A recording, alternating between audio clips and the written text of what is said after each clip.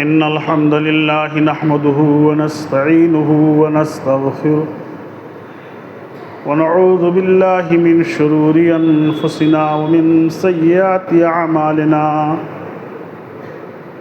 من يهده الله فلا مضل له ومن يضلل فلا هادي له وأشهد أن لا إله إلا الله وحده لا شريك له وأشهد أن محمدًا عبده ورسوله أما بعد فإن خير الحديث كتاب الله وخير الهدي هدي محمد صلى الله عليه وسلم وشر الأمور محدثاتها وكل محدثة بدعة وكل بدعة ضلالة وكل ضلالة في النار.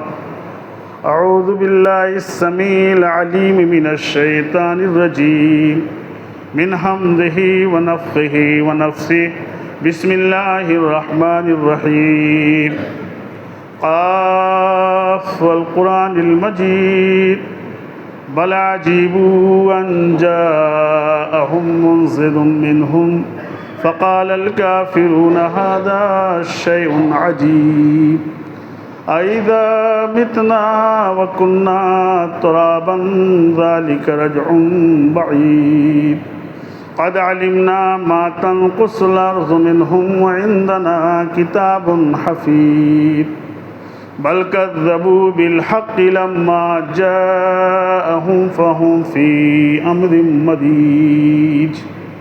بارك الله لنا ولكم في القرآن العظيم ونفعني وإياكم بالآيات والذكر الحكيم. إنه تعالى جواد كريم ملك بر رؤوف رحيم. أستغفر الله لي ولكم ولسائر المسلمين فاستغفروه إنه هو الغفور الرحيم.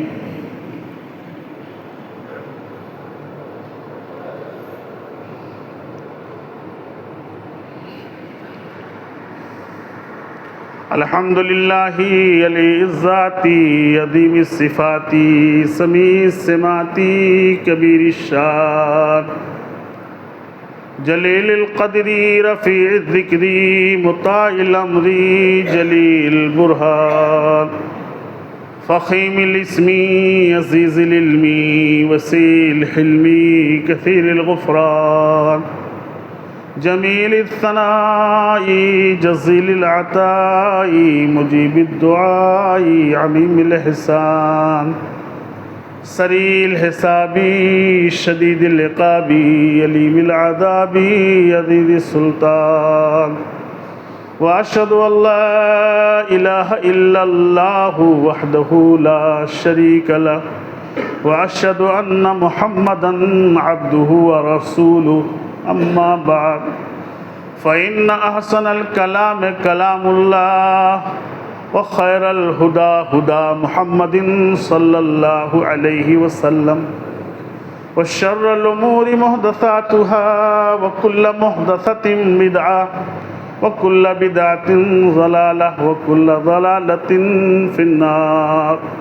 أعوذ بالله السميع العليم من الشيطان الرجيم من همزه ونفخه ونفثه.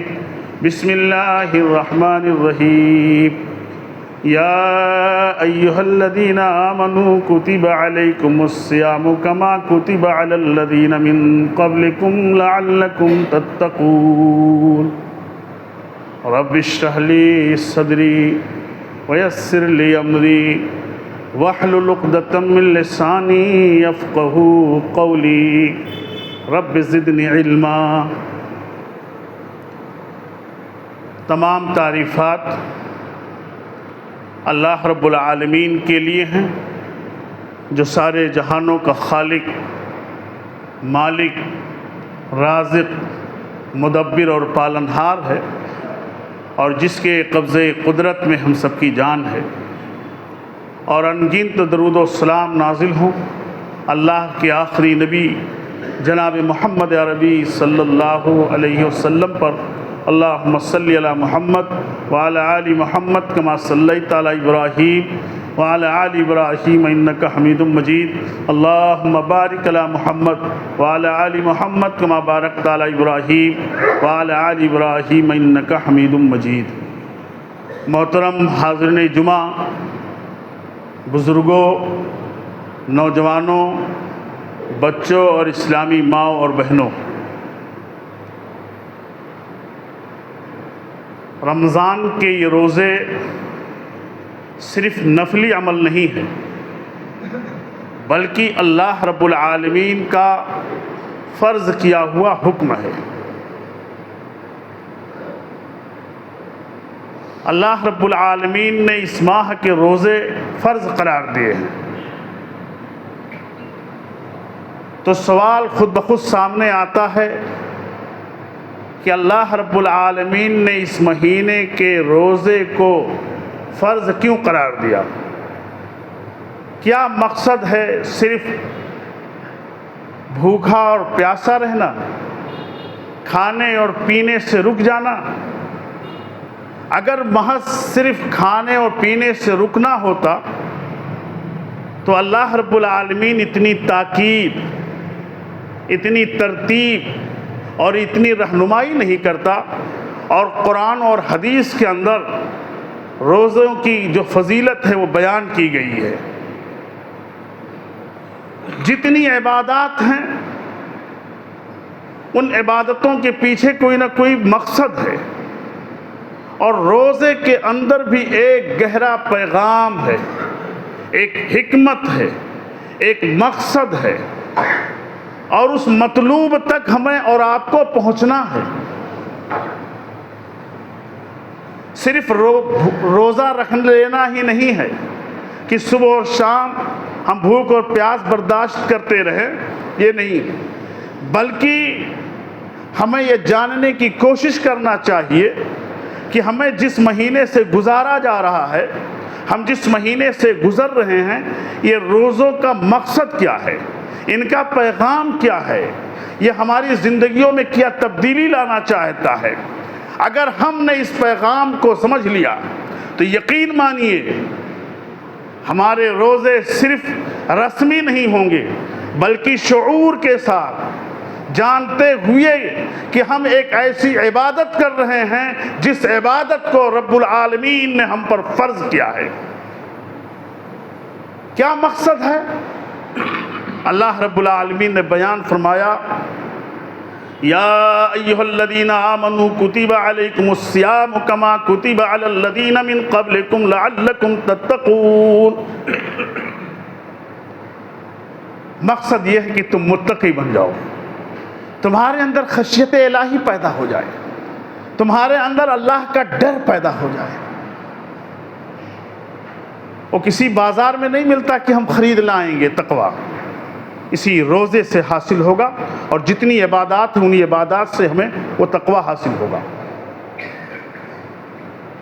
تقویٰ نام کیا ہے؟ کسے کہتے ہیں؟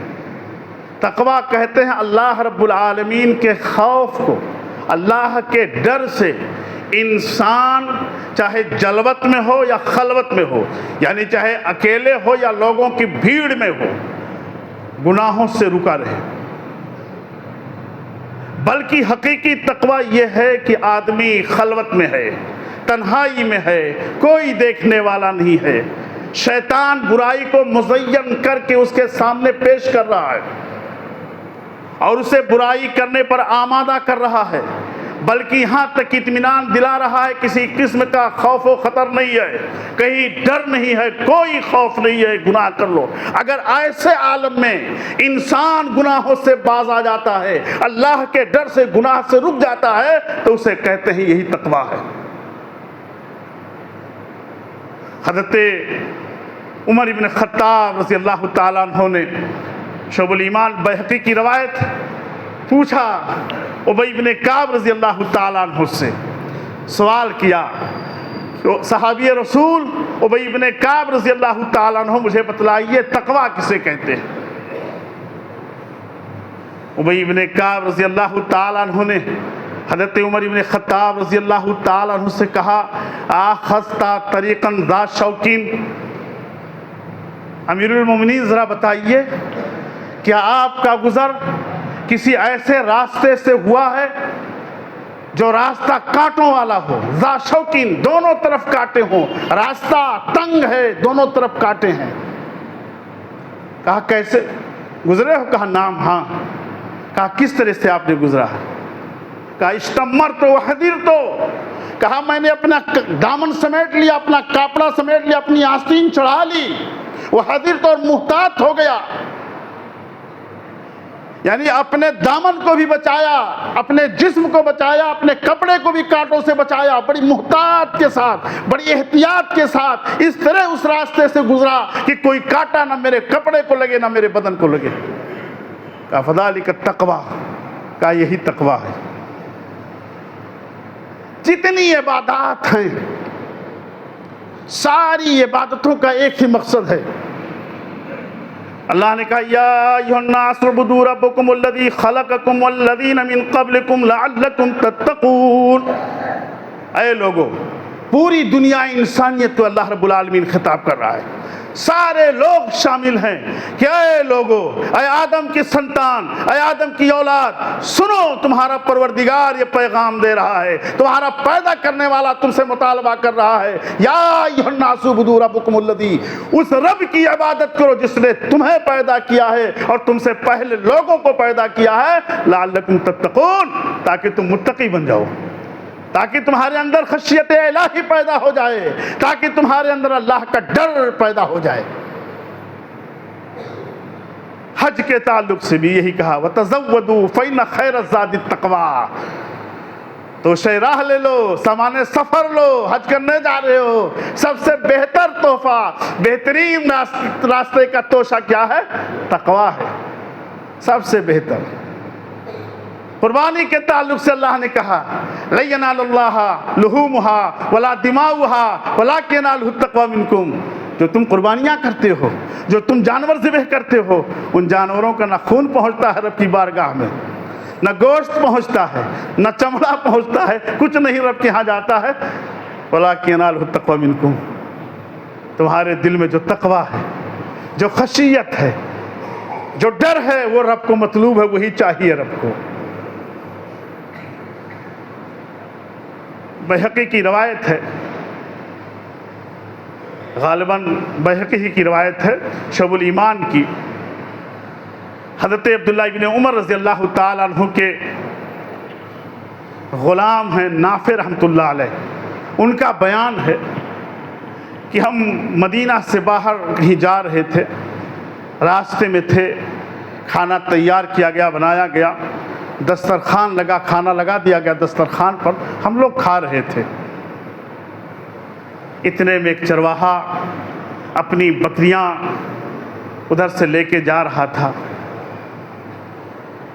حضرت عبداللہ ابن عمر رضی اللہ تعالیٰ عنہ، جو امیر المومنین عمر ابن خطاب رضی اللہ تعالیٰ عنہ کے فرزند ارجمند ہیں، ان کے بیٹے ہیں، انہوں نے جب چرواہے نے سلام کیا تو آواز دی، کہا آؤ تم بھی ہمارے ساتھ کھانا کھا لو۔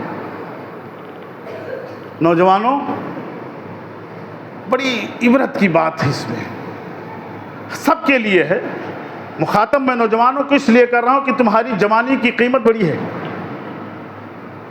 تم ہی قوم کے اصل سرمایہ ہو، تم اگر ٹھیک ہو تو پوری قوم درست ہو جائے گی، لیکن تم اگر بگڑے تو پوری قوم بگاڑ کا شکار ہو جائے گی۔ اس نوجوان چرواہے نے کیا کہا؟ کہا میں روزے سے ہوں، میرا روزہ ہے۔ عبداللہ ابن عمر رضی اللہ تعالیٰ عنہ تعجب میں پڑ گئے کہ ایک چرواہا ہے، یہ اپنی بکریاں چرا رہا ہے، سخت دھوپ پڑ رہی ہے، ہوا لو چل رہی ہے، اور اس لو میں، اس گرمی کے عالم میں، پہاڑوں کے دامن میں یہ آدمی اپنی بکریاں چرا رہا اور کہہ رہا میں روزے سے ہوں۔ نوجوان نے کہا کہ سنیے، میں اپنے فرصت کے ایام کو غنیمت جانتے ہوئے کل کے لیے میں تیاری کر رہا ہوں، مجھے جو یہ فرصت کے ایام ملے اس میں روزہ رکھ رہا ہوں۔ اب عبداللہ ابن عمر رضی اللہ تعالیٰ نے مزید اس کا امتحان لینا چاہا کہ دیکھیں حقیقی معنوں میں متقی ہے، پرہیزگار ہے، وہ کسی شاعر نے کہا نا کہ چمکتا جو نظر آئے وہ سونا نہیں ہوتا. اگر کچھ عقل و دانش ہے نہ جا ظاہر پرستی پر، اگر کچھ عقل و دانش ہے تو نہ جا ظاہر پرستی پر، چمکتا جو نظر آئے وہ سونا نہیں ہوتا.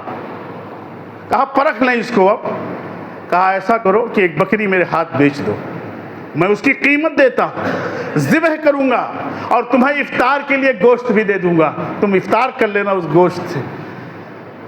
کیا جواب دیا اس نے؟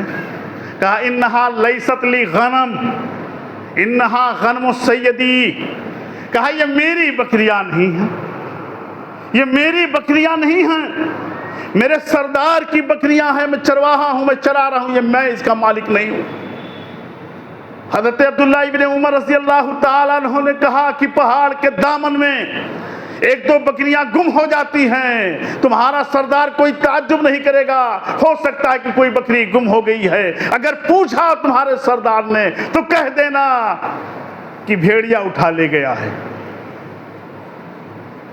نافع کہتے ہیں بیٹھا ہوا تھا دسترخوان کے قریب وہ نوجوان، اٹھا اور کہا فائن اللہ، آسمان کی طرف اشارہ کرتے ہوئے اس نوجوان نے کہا اللہ کہاں ہے؟ یہ کہتا ہوا جا رہا تھا فائن اللہ، اللہ کہاں ہے، اللہ کہاں ہے.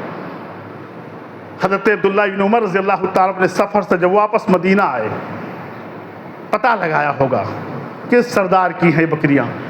ساری بکریوں کو خریدا انہوں نے، ساری بکریاں خرید لی حضرت عبداللہ ابن عمر رضی اللہ تعالی عنہ نے، اور ساتھ ہی ساتھ اس غلام کو بھی خریدا اور اس غلام کو آزاد کیا، اور اس ساری بکریاں اس غلام کو ہبا کر دی کہ تیرے تقوی کی بنیاد پر تو آزاد ہو چکا ہے، یہ بکریاں بھی تیری ہیں. رب ذوالجلال نے قرآن میں کہا وَمَن يَتَّقِ اللَّهَ يَجْعَل لَّهُ مَخْرَجًا وَيَرْزُقْهُ مِنْ حَيْثُ لَا يَحْتَسِبُ. اگر کوئی اللہ سے ڈرتا ہے، اللہ کا حقیقی تقوی اگر کسی کے سینے میں ہے تو رب ذوالجلال تنگی کی میں سے اسے نکال دیتا ہے. حالات کتنے بھی سخت ہوں، حالات کتنے بھی ناگوار ہوں، حالات کتنے بھی ناگفتہ بے ہوں، ان حالات سے اللہ رب العالمین متقی کو بچا لے گا اور ایسی جگہ سے روزی دے گا جہاں سے انسان کا طائر خیال پرواز بھی نہیں کر سکتا ہے. وہ غلام کیا سوچتا رہا کہ غلام ہوں، لیکن آزادی نصیب ہوگی اسی تقوی کی بنیاد پر. تو اللہ رب العالمین متقین ہی کی عبادت کو قبول کرتا ہے. اگر آپ متقی ہیں، اگر متقی نہیں ہیں آپ، تو آپ کی کوئی عبادت اللہ رب العالمین قبول نہیں کرے گا. دلیل اللہ رب العالمین نے قرآن عزیز میں حضرت آدم علیہ السلام کے دو بیٹوں کا قربانی کا تذکرہ کیا ہے. دو بیٹوں نے قربانی کی، آخر میں اللہ نے کہا انما یتقبل اللہ من المتقین. اللہ رب العالمین متقیوں ہی کے اعمال کو قبول کرتا ہے. حضرت ابو ذر غفاری رضی اللہ تعالیٰ عنہ سے اللہ کے رسول نے کہا اتق اللہ حیثما کنتا. ابو ذر چاہے جہاں رہو، کہیں بھی رہو، اتق اللہ، اللہ سے ڈرتے رہا کرو. یہ خیال رہے کہ میرا رب مجھے دیکھ رہا ہے، کوئی نہ دیکھے نہ دیکھے، اللہ دیکھ رہا ہے. عیب سارے جانتا ہے عرش والا اے رفیق، عیب سارے جانتا ہے عرش والا اے رفیق. لاکھ دنیا کی نظر میں پارسا ہو جائیے، پارسا بننے سے کام اللہ کی نظروں میں ہوئیے.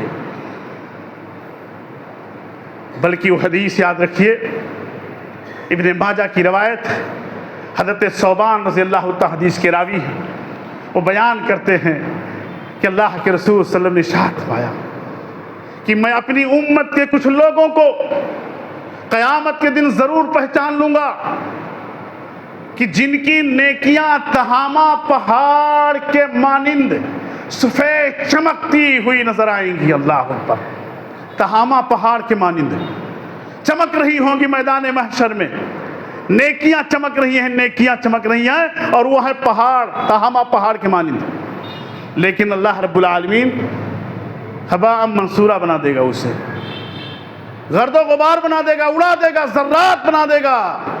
اس کی کوئی حیثیت نہیں ہوگی ان نیکیوں کی. حضرت ثوبان رضی اللہ تعالیٰ عنہ نے عرض کیا اللہ کے رسول صلی اللہ علیہ وسلم وہ لوگ کیا ہوں گے؟ کون لوگ ہوں گے؟ ان کے اندر کون سی وصف پائے جاتے ہیں؟ کون سی خرابیاں پائی جاتی ہیں؟ ذرا بیان کر دیجئے، ہمارے لیے واضح کر دیجئے، کہیں ایسا نہ ہو کہ ہم بھی اسی میں مبتلا ہو جائیں۔ آپ صلی اللہ علیہ وسلم نے فرمایا کہ تمہارے بھائی ہوں گے، تمہارے ہی جنس سے ہوں گے، جس طرح تم راتوں میں قیام اللیل کرتے ہو، تہجد کی نماز پڑھتے ہو، ایسے یہ بھی قیام اللیل کا اہتمام کرتے ہوں گے، نمازی اور تہجد گزار ہوں گے۔ لیکن جب تنہائی میں ہوتے ہیں، جب خلوت میں ہوتے ہیں، جب اکیلے ہوتے ہیں، تو اللہ رب العالمین کے حرام کردہ گناہوں کو، جن کاموں کو اللہ رب العالمین نے حرام قرار دیا ہے، رات کی تنہائی میں لوگوں کی سے نظروں سے اوجھل ہو کر کے خلوت میں ان حرام کاموں کا ارتکاب کرتے ہیں، ایسے لوگوں کی نیکیاں قیامت کے دن ہباء منصورہ بنا دی جائیں گی، اس لیے کہ وہاں تقویٰ نہیں تھا۔ تقویٰ یہ ہے کہ تنہائی میں بھی، جلوت میں بھی، خلوت میں بھی اللہ کی خشیت، اللہ کا ڈر ہو کہ میرا رب مجھے دیکھ رہا ہے۔ تو روزے کا مقصد تقویٰ، خشیت الہی۔ اگر شعور کے ساتھ ہم نے تقوی کو پا لیا، اگر ہمارے اندر تقویٰ پیدا ہو گیا، تو سمجھ لیجئے کہ ہم نے رسم ادا نہیں کی ہے، بلکہ ہم نے ایک عبادت ادا کی ہے۔ اور متقین کے اوصاف کیا ہیں؟ ان کی خوبیاں کیا ہیں؟ اللہ نے فرمایا الف لام میم ذالک الکتاب لا ریب فیہ ھدی للمتقین الذین یؤمنون بالغیب ویقیمون الصلاة ومما رزقناہم ينفقون والذین یؤمنون بما انزل الیک وما انزل من قبلک وبالآخرۃ ھم یوقنون اولئک علی ھدی من ربہم واولئک ھم المفلحون۔ اس آیات کریمہ کی روشنی میں ذرا ہم اپنا جائزہ لیں کہ تقویٰ ہے ہمارے ہاں، کیا یہ اوصاف ہمارے اندر پائے جاتے ہیں؟ اللہ نے کہا ذالک الکتاب، یہ اللہ رب العالمین کی نازل کردہ کتاب ہے، یہ قرآن عزیز، تیرا کلام ملوک الکلام ہے ربی، تیرا کلام ملوک الکلام ہے ربی، تیرے کلام سے بڑھ کر کوئی کلام نہیں۔ ذالک الکتاب لا ریب فیہ، کوئی شک نہیں ہے، یہ اللہ کا نازل کردہ کلام ہے، اللہ کی آیات ہیں، واضح اور بینات ہیں رب ذوالجلال کی۔ لا ریب فیہ ھدی للمتقین، یہ متقیوں کے لیے ہدایت کا سبب ہیں، راستہ دکھاتی ہیں ہدایت کا۔ اب آپ کہیں گے جب پوری دنیا کے لیے قرآن نازل ہوا ہے تو صرف متقین کو کیوں خاص کیا؟ بارش ہوتی ہے، مثال سے سمجھ لیجیے، بارش ہوتی ہے، ہر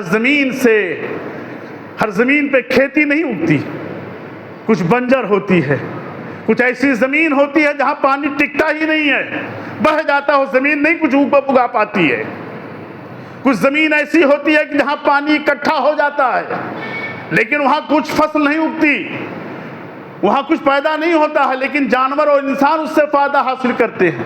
ایک زمین وہ ہے جو سرسبز و شاداب ہوتی ہے، جب بارش برستی ہے تو اپنے اندر وہ پانی جذب کر لیتی ہے، اور جب کھیتی کی جاتی ہے تو اس سے نہ جانے کتنی فصلیں اگتی ہیں، انواع و اقسام کی، جسے ہم اور آپ استعمال کرتے اور کھاتے ہیں۔ تو ایسے یہی ہے کہ جب ہدایت چاہو گے اس قرآن سے تب ہدایت ملے گی۔ ھدی للمتقین، ان کی صفت کیا ہے؟ الذین یقیمون الصلاة ومما رزقناہم ينفقون، وہ نماز ادا کرتے ہیں، قائم کرتے ہیں نماز کو سنت کے مطابق۔ نماز تو بہت سارے پڑھتے، منافقین بھی نماز پڑھتے تھے، منافقین کی بھی نمازوں کا تذکرہ اللہ نے قرآن میں کیا ہے کہ منافقین بھی نماز پڑھتے تھے، قاموا کسالى کھڑے ہوتے تھے تو سست، ذہن کہیں اور، دل کہیں اور، لیکن جو رب کی بارگاہ میں کھڑا ہوتا ہے، جو مومن و متقی ہوتا ہے، اسے یہ احساس ہوتا ہے کہ میرا رب مجھے دیکھ رہا ہے، میری حرکتوں پر میرے رب کی نظر ہے، ادھر ادھر کی نگاہیں نہیں بھٹکتی ہیں، خیالات نہیں بھٹکتے ہیں اس کے۔ الذین یقیمون الصلاۃ ومما رزقناہم ينفقون، اور جو کچھ اس کے رب نے دیا انہیں، چاہے صدقات واجبہ ہوں کہ صدقات نافلہ ہوں، چاہے زکوٰۃ ہو چاہے صدقہ ہو، اسے اللہ کے بندوں تک جس کا جو حق ہے اسے پہنچا دیتے ہیں، خرچ کرتے ہیں۔ یہ دوسری صفت ہے متقیوں کی۔ اب ہم نمازی کیسے ہیں دیکھ لیں کہ متقی والے نمازی ہیں کہ رسمی نمازی ہیں، کیسے نمازی ہیں اپنا اپنا آدمی جائزہ لے سکتا ہے۔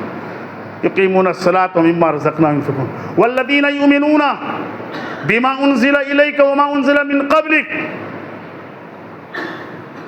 الذین یؤمنون بالغیب۔ پہلی چیز ہے کہ غیب پر ایمان رکھتے ہیں، غیبیات پر، اللہ کی ذات پر، وحی پر، جنت پر، جہنم پر، قبر پر، حشر و نشر پر، ان کے ساری جتنی غیبیات ہیں اور جو کچھ اللہ کے رسول نے فرما دیا ہے سب پر ان کا ایمان۔ الذین یؤمنون بالغیب ویقیمون الصلاۃ ومما رزقناہم ينفقون، 3 صفت پہلے بیان کی۔ غیب پر ان کا ایمان، نمازی ہوتے ہیں اور خرچ کرتے ہیں۔ والذین یؤمنون بما انزل الیک، اور جو کچھ آپ پر نازل کیا گیا ہے یعنی قرآن مجید پر ان کا ایمان ہے۔ کتنا ایمان ہمارا آپ کا ہے بتائیے ذرا، سچ بتائیے گا۔ اگر اس قرآن سے ہمیں محبت ہوتی تو اتنا بڑا ہمارا محلہ ہے، کہنے کی بات نہیں ہے لیکن تلخ حقیقت میں کہہ رہا ہوں، پورے محلے میں 3-4 حافظ ہیں، حافظ قرآن 4 ہیں، مولانا اظہار، حافظ خبیب، ندیم و کلیم، میرے علم میں یہ 4 حافظ اتنے بڑے محلے میں۔ کتنی محبت ہمیں قرآن سے بتائیے۔ اگر محبت ہوتی قرآن کی اس دل میں تو اللہ رب العالمین کے اس کلام سے جسے ہم نے جزدان میں سمیٹ کر کے گھر کی سب سے اونچی الماری پہ رکھا ہے اسے اپنا حفظ جا بنا لیتے، وہ ہمارے دلوں پہ نقش ہو جاتا۔ میں نے کہیں ایک واقعہ پڑھا تھا کہ ایک جاہل آدمی جو قرآن کا عالم پڑھا ہوا نہیں پڑھا تھا لیکن اس کی محبت دیکھ لیجئے، قرآن سے اس کی محبت دیکھو، قرآن کھولتا تھا، پڑھ نہیں پاتا تھا اور انگلی پھیرتے ہوئے کہتا تھا یہ میرے رب کا کلام ہے،